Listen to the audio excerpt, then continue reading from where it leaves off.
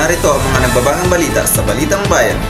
Konstruksyon ng Bataan Cavite Bridge sisimulan bago matapos ang 2025. Yan ang tinutukan ni Nudge. Maraming salamat din. Ito ang aking balita.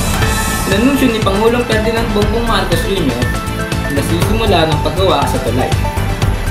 Mag-uugnay sa mga lalawigan ng Cavite at Bataan bago magtapos ang 2025.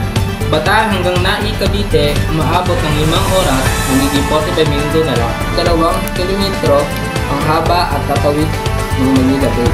Sabi ni Marcos sa kanyang kaapat na State of Nation Address Zona sa Bataan.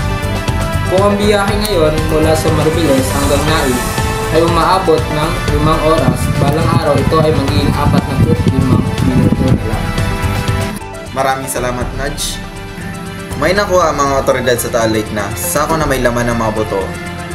Aalamin kung tatao o hayop.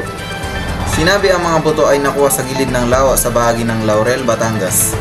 Gayunpaman, isa sa ilalim pa sa pagsusuri ang mga buto upang malaman kung sa tao ito at kung kasama ang mga nawawala sa bongero na sinasabing pinatay at tinapon sa lawa ang bangkay. Una rito, sinabi ng Philippine Coast Guard na sisimulan nila sa Biyernes ang formal na paghahanap sa mga labinang nawawalan sa bangero kung hindi magiging masama ang lagay ng panahon. Inihayag din ni Justice Spokesperson Miko Clavano kanina na tiniwala ang kagawaran na maaari pa rin makuha ang mga labi kung sa Taal Lake itinapon ang mga nawawalan sa bangero noong 2021 at 2022. At programan para sa 20 pesos per kilo na bigas, ipapatupad na sa buong bansa. Yan ang inuulat ni Locreda. Maraming salamat, Ben.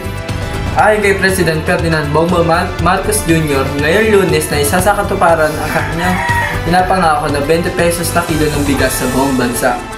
Isa sa katuparan niya na kanyang pangako nung siya'y nangungumpanya na ibababa ng kilo ng bigas sa buong bansa.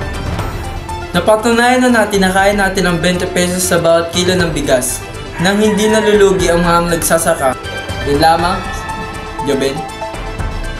Maraming salamat, Locreda. At yan lamang po ang aming mga balita dito sa Balitang Bayan. Ako nga po pala si Joven Lugar. Ako nga pala si Nachulo. At ako nga po pala si Raymond G. Locreda. At kami ang Balitang Bayan.